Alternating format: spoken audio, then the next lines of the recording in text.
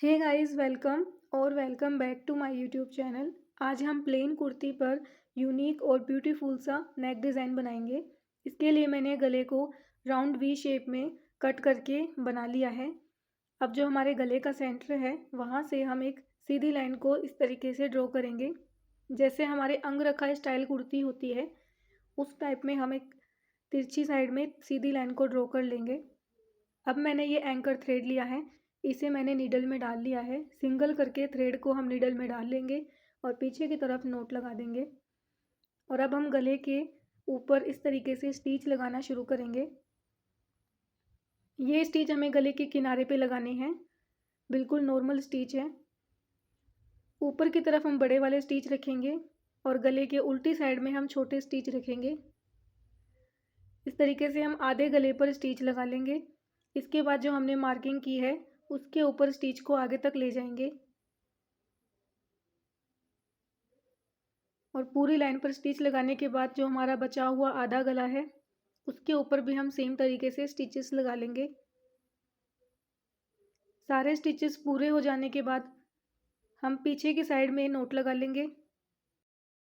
बिल्कुल सिंपल हमने स्टिचेस लगाए हैं, बिल्कुल आसानी से ये स्टिच लग जाते हैं। अब मैंने वाइट बीड्स लिए हैं और येलो कलर के स्टोन्स लिए हैं। इन्हें चिपकाने के लिए मैं इस ग्लू का यूज़ करूँगी। आप फैब्रिक ग्लू का यूज़ भी कर सकते हैं।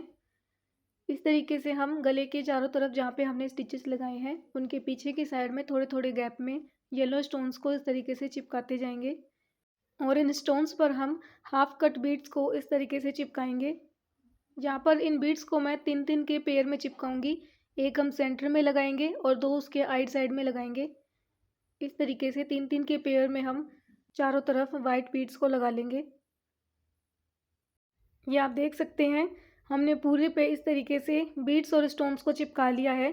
अब दोबारा मैंने नीडल में एंकर थ्रेड को लिया है और फिर से जहाँ पे हमारे बीड्स और स्टोन्स की लाइन ख़त्म होती है वहाँ से फिर से हम एक स्टिच वाली लाइन लगाएंगे। ये देखिए कितनी आसानी से हमारा खूबसूरत सा गला बन गया है।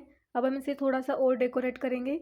जो बीच बीच में खाली जगह बची है स्टोन्स और बीड्स के बीच में, वहाँ पे हम इस तरीके से ग्लू को लगाएंगे और जो ब्लैक मैंने स्टार्स लिए हैं इन स्टार्स को फिल कर देंगे।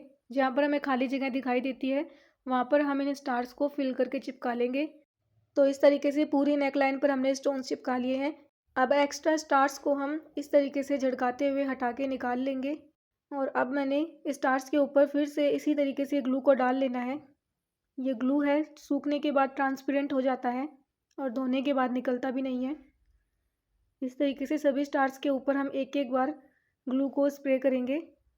सो गाइज़, आपको ये वीडियो कैसा लगा? अगर वीडियो अच्छा लगा हो तो वीडियो को लाइक करें, शेयर करें और प्लीज़ मेरे चैनल को सब्सक्राइब भी कर लें ताकि आने वाले वीडियो की नोटिफिकेशन सबसे पहले आपको मिले। आज के लिए बस इतना ही। मैं मिलती हूँ नेक्स्ट वीडियो में, तब तक के लिए बाय बाय।